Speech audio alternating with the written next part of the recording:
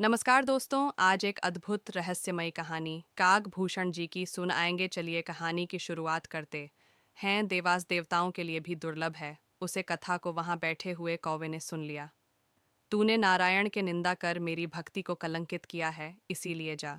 तू 1,000 आदम योनियों में जन्म लेकर भटकेगा। काक भूसुंडी हिंदू धर्म के सर्वाधिक आयु वाले प्राणियों में से एक है। कहा जाता है कि काग भूसुंडी ने रामायण को 11 बार और महाभारत को 16 बार होते हुए देखा। जिम घटनाएं और परिणाम अलग अलग थे, किंतु उनके माम में यह शंका उत्पन्न हो गई कि क्या सचमुच श्री राम भगवान विष्णु के अवतार हैं, अथवा यह सब केवल एक किंवदंती है। नमस्कार के रामचरितमानस में आता है। सबसे पहले वर्णन इनका तब आता है जब देवी पार्वती ने महादेव से श्री राम की कथा सुनने का अनुरोध किया था। माता के अनुरोध पर भगवान शिवा ने एकांत में ले गए, राम कथा विस्तार से सुनने लगे। देववश देवताओं के लिए भी दुर्लभ उसे कथा को वहां बैठे हुए कौवे ने सुन लिया। भगवान शिवा द्वारा कथा सुने जान पर उसे श्री राम के सभी रहस्यों सहित पूर्ण कथा का ज्ञान हो गया। वही कौवा आगे चलकर काग भूसुंडी के रूप में जन्म का भूसुंडी श्री राम के भक्ति थे, और उनकी भक्ति के अतिरिक्त उनका और कोई अन्य कार्य ऐन था। नित्य वृक्ष के नीचे राम कथा का वचन करते थे, जिससे सुनने के लिए आराशिमणि दूर दूर से आते थे। उनकी कथा में वह आकर्षण था कि एक बार स्वयं महादेव का भूसुंडी के मुख से राम कथा सुनने के लिए हंस के रूप में इस वृक्ष की निकट रुक गए थे। काग भूसुंडी के मुख से श्री राम की कथा सुनकर महादेव अत्यंत प्रसन्न हुए और उन्हें इच्छा मृत्यु का वरदान दिया, ताकि वह तक इस प्रकार राम कथा का वचन करते रहे। महादेव कुछ दोनों तक उनसे वही रामकथा जो उन्होंने स्वयं माता पार्वती को सुनाया था सुनकर तृप्ति माँ से कैलाश को लौट गए। जो महान कथा स्वयं महादेव के मुख से निकली हो, उसे स्वयं महादेव को सुनने का सौभाग्य केवल काग भूसुंडी को ही प्राप्त है। इनके जन्म के विषय में एक कथा है कि श्री राम के जन्म से एक कप पहले इनका जन्म अयोध्या में ही एक शुद्ध जाति में हुआ था। ये महादेव के अनन्य भक्ति थे, और इस भक्ति के अभिमान में वे अन्य देवताओं की निंदा करते थे। एक बार यह उज्जैन गए और एक ब्राह्मण की सेवा कर अपना जीवन बिताने लगे। वे ब्राह्मण भी महादेव के अनन्य भक्ति थे, किंतु भूल कर भी वे नारायण की निंदा नहीं करते थे।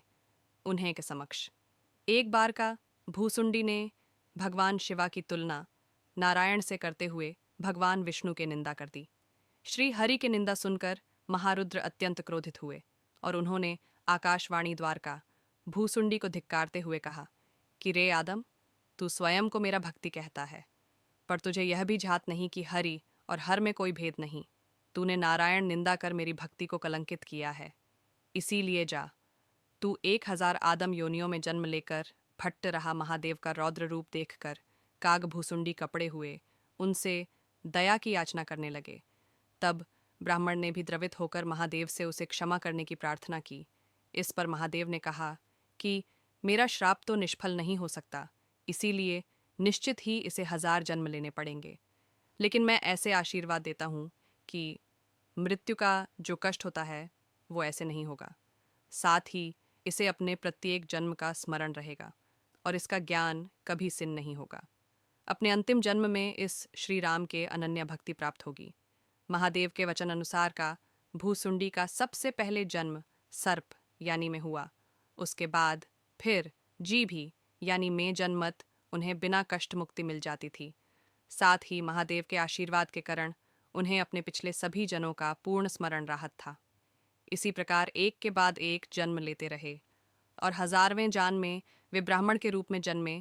उसे जन्म में वे आत्मज्ञान लेने महर्षि लोमश के पास पहुंचे। जब महर्षि लोमश उन्हें ज्ञान की बातें बताने लगे तो वे बात बात पर उन्हें टोकने लगे। इससे रुष्ट होकर लोमस ऋषि ने कहा कि रे मूर्ख, तो क्या कौवे की भांति बात बात पर काम काम करता है, तो तुम मनुष्य होने के योग्य ही नहीं है।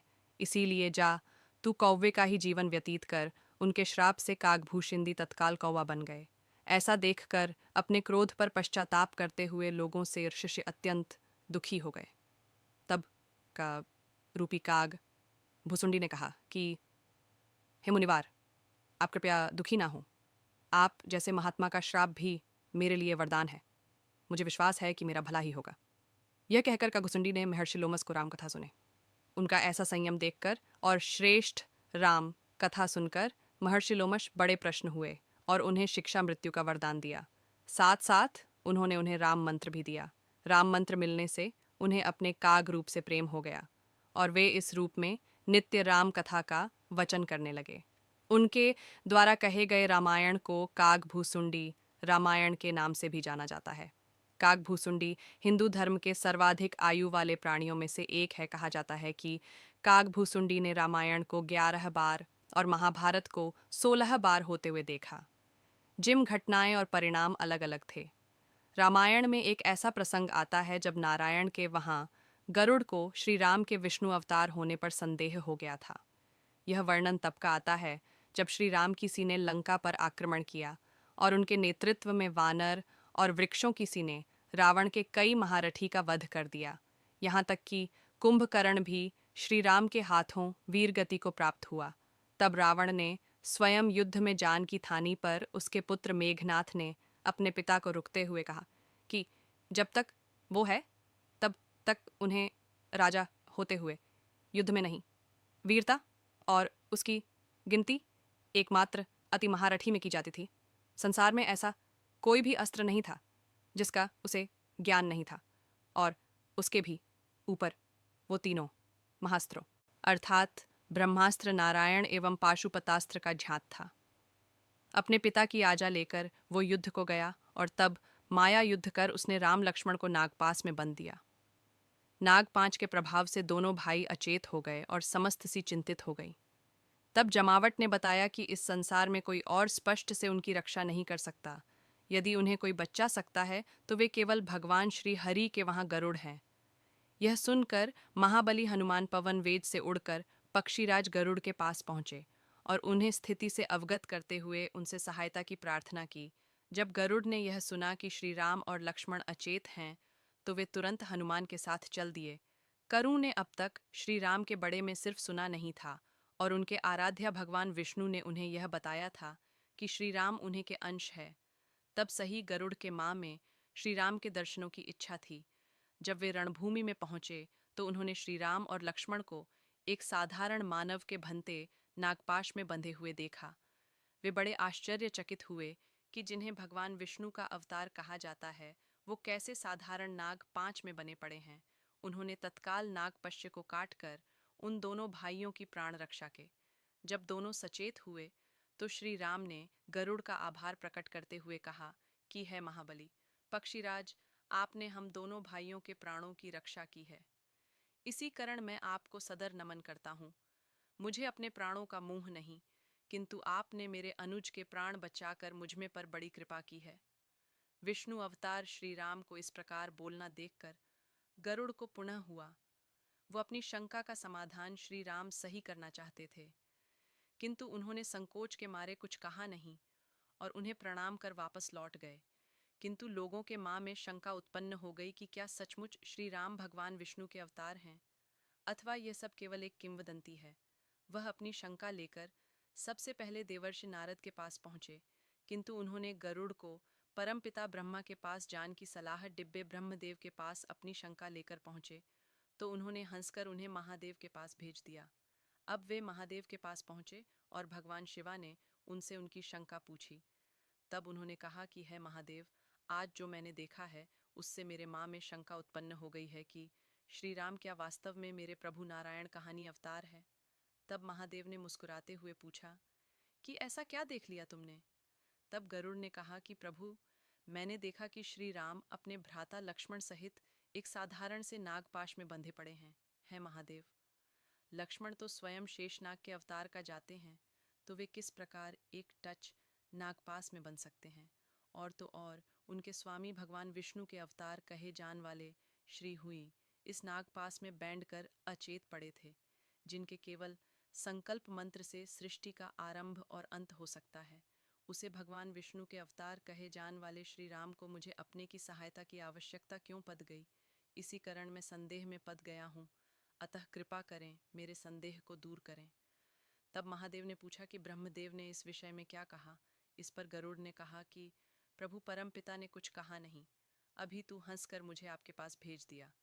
तब महादेव ने कहा वत्स, उन्होंने कोई उत्तर इसीलिए नहीं दिया क्योंकि यह उत्तर देने योग्य प्रश्न ही नहीं। राम प्रसाद करना स्वयं नारायण पर संदेह करना है। तुम्हारी शंका का समाधान मैं कर सकता हूँ, किंतु मेरी इच्छा है कि तुम पृथ्वी पर जाकर मेरे भक्ति का भूसुंडी से मिलो। वो निश्चय ही तुम्हारे संदेह का निवारण करेगा। ये सुनकर पुनः पृथ्वी पर समक्ष पहुंचे, जो एक वृक्ष के नीचे राम कथा का रहे थे। दूर दूर से आए विद परमहंसित तल्लन होकर उनकी कथा सुन रहे थे। गरुड़ भी वहीं प्रतीक्षा करने लगे। जब कथा समाप्त हुई तो काकभूषण जी ने गरुड़ को देखा और उनका स्वागत करते हुए कहा कि कितने सौभाग्य की बात है कि मेरे प्रभु नारायण के सेवक महाबली गरुड़ मेरी कुटिया में आए हैं। आप तो हमारे राजा हैं, अतः कहिए कि मैं किस प्रकार आपकी सहायता कर सकता हूँ। तब गरुड़ ने उन्हें अपना संदेह बताया, जिसे सुनकर काकभूषण ने कहा, पक्षीराज सावधान होकर सुनिए। मैं आपको श्री राम का वो रहस्य बताता हूँ। इसे स्वयं महादेव ने देवी पार्वती को बताया था और मैंने उसे ज्ञान को सुना था। श्री राम निसंदेह श्री हरि कई ऐन शुरू हैं। लंकापति रावण, जिसके अत्याचारों के भर से पृथ्वी ट्रस्ट है, इसके वध के लिए नारायण 7वें अवतार के रूप में श्री राम के रूप में जन्मे हैं। वास्तव में रावण की मृत्यु नारायण के अवतार के द्वारा ही संभव थी। इसी कारण श्री राम का आगमन हुआ। यह सत्य है कि श्री राम भी भगवान विष्णु की भांति मुगल संकल्प मंत्र से रावण का विनाश कर सकते हैं, किंतु वह मर्यादा पुरुषोत्तम के रूप में जन्मे हैं। इसीलिए वे पृथ्वी पर एक आम मानव की भांति हर गुना और अवगुणों से युक्त है। यही कारण है कि श्री राम भगवान विष्णु के अन्य अवतारों से अलग मनुष्यों के सर्वाधिक निकट हैं और उनके लिए एक आदर्श है। आपको जैसी शंका हुई है, ऐसे ही शंका मुझे श्री राम के बालपन में हो गई थी। इसके निवारण के लिए मैं बाल रूपी श्री राम के रोटी के टुकड़े को लेकर उड़ गया। तब श्री राम ने मुझे पकाने के लिए अपने हाथ को बढ़ाया। मैं उसे रोटी के टुकड़े को लेकर तीनों लोग दौड़ता रहा, किंतु श्री राम ने अपने हाथ का ऐसा विस्तार किया कि मैं कहानी भी उससे पीछा ना छोड़ सका। तब मुझे विश्वास हो गया कि श्री राम ही भगवान विष्णु के अवतार हैं। आता है पक्षीराज गरुड़। जो आपने उन्हें युद्ध में अचेत पड़ा हुआ देखा, उसे उन्हें की लीला मानिए, क्योंकि बिना उनके इच्छा के यूरोप में उन्हें कोई मुर्शीद नहीं कर सकता। और जहाँ तक लक्ष्मण की बात है, तो वो भी निश्चय ही श्रेष्ठ अवतार हैं, किंतु वे भगवान विष्णु के भक्ति हैं और मानव रूप में वे